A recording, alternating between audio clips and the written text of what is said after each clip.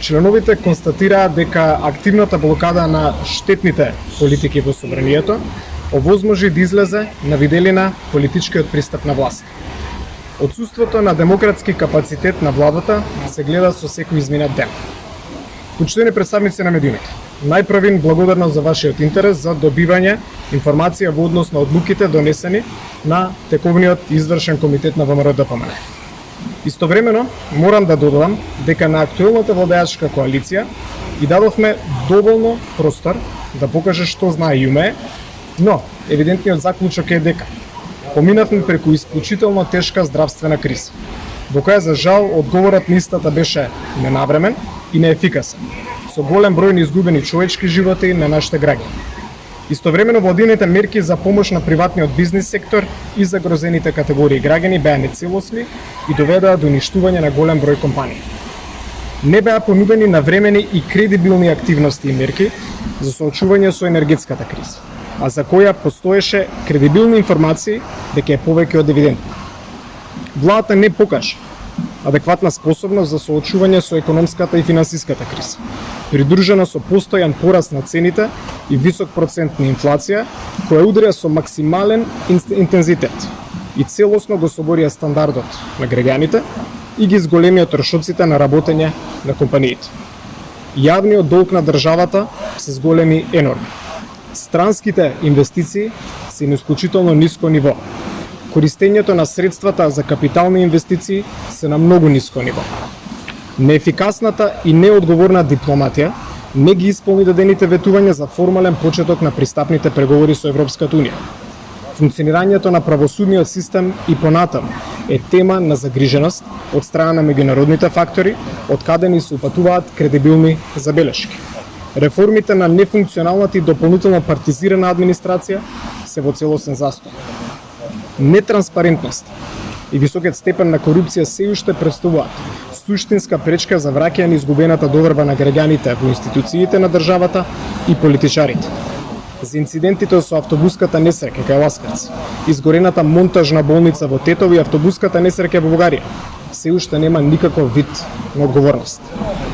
Доколку на тоа се додадат и резултатите од последните локални избори, кои владачката партија ги постави на ниво на одлучувачки во поглед на идното владење со државата, а на кои ВМРО-ДПМН извојува силна победа, повеќе од јасен е заклучокот дека единствениот излез од овие исклучителни тешки состојби е одржувањето на вонредни парламентарни избори, а на кои граѓаните ќе одлучат кому ќе ме дадат довербата да води државата. Вечерва заеднички се согласивме од неопходност за организирање на голем народен протест, кој ќе се одржи на 18 јуни. Извршниот комитет одлучи во наредниот период да продолжи активната блокада во собранието на Република Македонија, а воедно ја оставаме отворена вратата и за дополнителни чекори во периодот што следи. Подаваме рака и испраќаме порака за обединување на обесправените, сиромашните, стопанствениците, просветните работници, докторите, професорите, земјоделците, напатениот народ на Македонија. Молкот не е опција.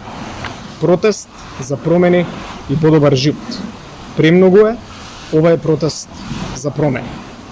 Основната причина за донесување на наведените одлуки, за жал, е отсуството на било каква подготвеност на премиерот и владачката гарнитура за воспоставување на вообичаен политички диалог со опозицијата и барем минимум државно единство во поглед на нашите барања за изнаоѓање соодветни излезни решенија околу одредени кризни состојби и предизвици со кои веќе подолг временски период се соочува нашата држава. Протестот очигледно е изнуден и повеќе од неопходен и затоа ги повикуваме сите граѓани да ни се придружат и во еден глас да соопштиме дека тие се оние кои ја даваат и одземаат довербата. Време е да се обединиме, а нашите граѓани се мудри и знаат да го направат вистинскиот избор. Повторувам, молкот не е опција.